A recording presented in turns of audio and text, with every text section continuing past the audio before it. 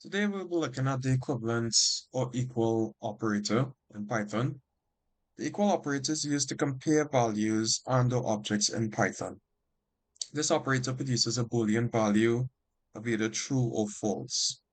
So I think the best way to see this is to demonstrate it. So let's look at a few examples. So to start, if we had a variable a, right, with a value of 1 and a variable b with a value of 2, then um, and we print A equals B, right? Let's see what we get. So obviously we get a value of false, right? And that's because A is not equal to B. So 1 is not equal to 2, right? Now, if you were to change one of these values, let's say we change A to 2, right? Obviously 2 is equal to 2, right? So A will not be equal to B. And then when we print A is equal to B, obviously we'll get true, right? As we can see here.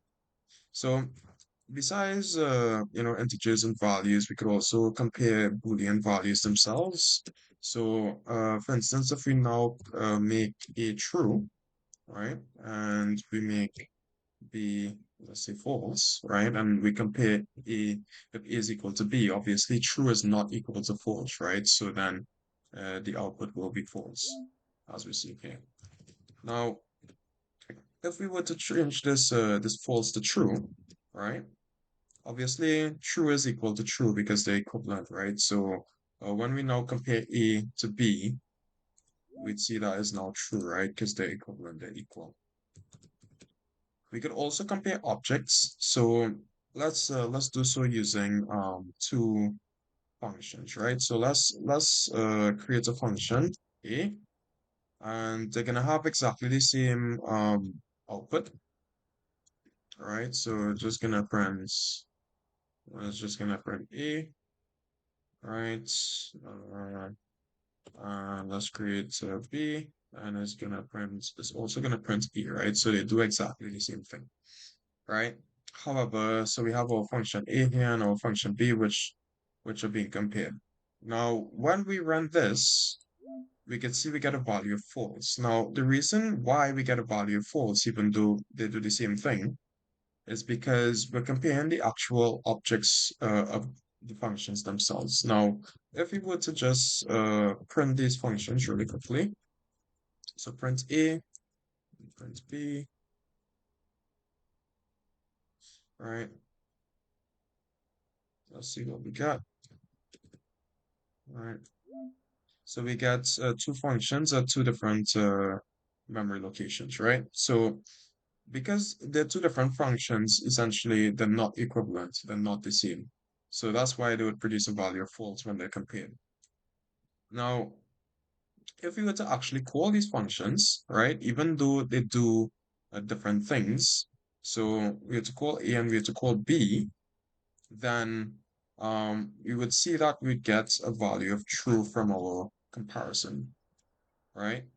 So when we run this, we can see they both printed A and we get a value of true. Now, the reason why we get a value of true now after we call the function is that, as you can see here, they're returning none, right? So they're both returning none. So essentially, it's saying none is equal to none, which is true, right? Because none is equal to none, they're both the same thing, right? So that's why we get true when we do that comparison. Now, you could also compare strings directly, for instance. So let's say we had A was equal to, let's see, C is equal to E, right? And B is equal to B, right? When we then make that comparison, we obviously get false, right? Because they're not the same, right? They're different. But obviously, once we make those the same, right? Obviously, they're the same, so they're going to be equal and it's going to be true. Now, a very good use case of this equivalence operator is in conditional statements. So if we had simple if statement, so let's first puts a value into this variable a. So let's say a is equal to 5, right? And then we had a conditional if statement, and we said if a, or if a is equal to 5, then a is 5, right? So if a, right, is equal to 5, if this is true, right? If this is true, then it would enter this statement and print this a is equal to 5. Now, obviously, we can see a is equal to 5, so it should print the statement once you run it, right? So let's see. All right, so you can see a is equal to 5, and it's because it's equal to 1. Now, if I was to change this to 10, right, and then we have to run this again, we have to run this again, you can see nothing was printed, right? And that's because it did not fulfill this condition, right? So basically, is not equal to 5, so this would be false. It didn't fulfill the if statement, and therefore this wasn't printed because it's nested within the statement. So that is the equivalence operator in a nutshell. Um, Next, we'll be taking a look at the not equals operator. Comments on what you want to see next, and like and follow for more Python content, and stay curious.